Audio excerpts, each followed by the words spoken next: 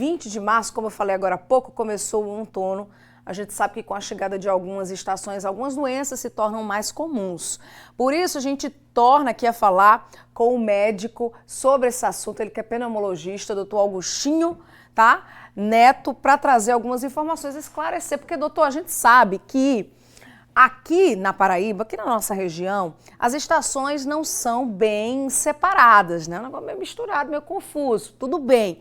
Mas é um fator determinante que cada estação tem algumas doenças, vamos dizer assim, que são mais comuns. No caso do outono, quais são essas doenças?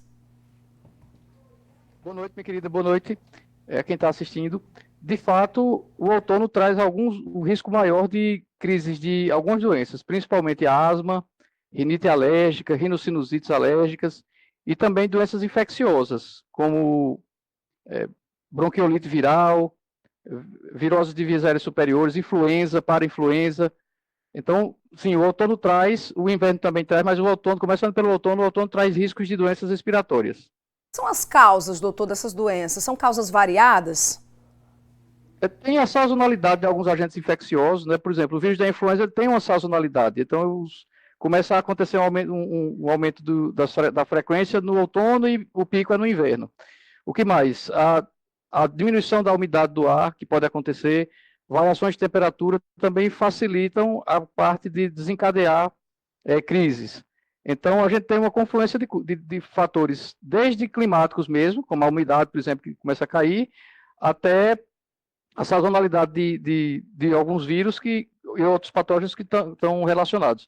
Agora, isso não pega toda a população, né? O risco é mais aumentado para alguns subgrupos, né?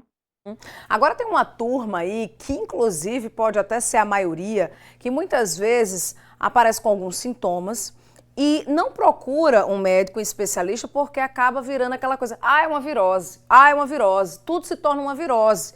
Quando não é bem assim, né, doutor? Na verdade, alguns grupos têm riscos maiores, né? Por exemplo, grávidas, vamos falar de influenza, né? Que é um vírus que na maioria das pessoas é uma gripe, mas grávidas têm um risco maior. Pessoas que já têm uma condição pulmonar, doença pulmonar obstrutiva crônica, já têm uma condição pulmonar, uma patologia pulmonar prévia, já tem seu diagnóstico. Ou pessoas de um extremo de idade, idosos e crianças. Então, o risco não é igual para todo mundo e para a grande maioria das pessoas, sintomas mais leves, sintomas mais frustros, podem muito bem ser manuseados em casa com a receita da família, da mãe, né? Você não precisa, senão a gente vai causar uma superlotação dos serviços de saúde, né? Mas, de forma geral, as pessoas que têm um risco maior ou que têm sintomas mais intensos, devem sim procurar, né? Porque há complicações bacterianas também das viroses. Começa com a virose, começa com um processo alérgico, mas eventualmente isso desencadeia uma pneumonia, uma amigdalite, uma sinusite bacteriana, e aí vem a necessidade, eventualmente, de tratamento com antimicrobianos. Então, sim, depende muito do nível de sintomas e da gravidade inicial do paciente, né?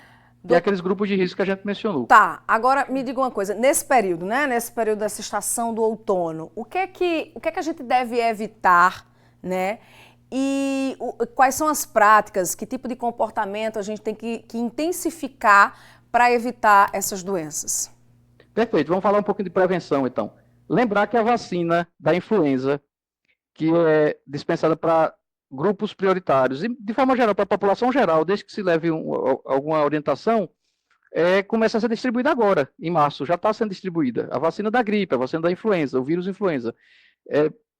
Março e abril. Então, primeira coisa, se vacinar, particularmente se você for de um grupo de risco, trabalhador de saúde, idoso, cardiopata, portador de doença pulmonar. A segunda coisa, é sempre a oportunidade de parar de fumar.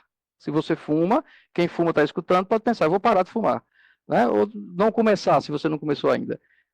Eu coloco o vape no mesmo lugar. Os vapes trazem uma série de riscos respiratórios, infecciosos, inflamatórios, até de carcinogênicos, de câncer. Então, parar de fumar, parar de usar vape, são bons conselhos para esse período, para todos os períodos, né? Entendi. Vacinar-se é um bom conselho, e beber bastante líquido também é muito útil, porque à medida que a umidade cai, manter as vias aéreas hidratadas, particularmente com ingestão de líquido, de água mesmo, é um dado muito útil, um dado de prevenção, certo? O que mais eu citaria? Lavar as mãos com frequência, diminuir de forma geral infecções respiratórias, né? E eu acho que esses são os pontos mais importantes. Ok, doutor. Obrigada pela sua participação aqui no Jornal da Correio, viu? Boa noite para o senhor. Obrigado a vocês. Boa noite.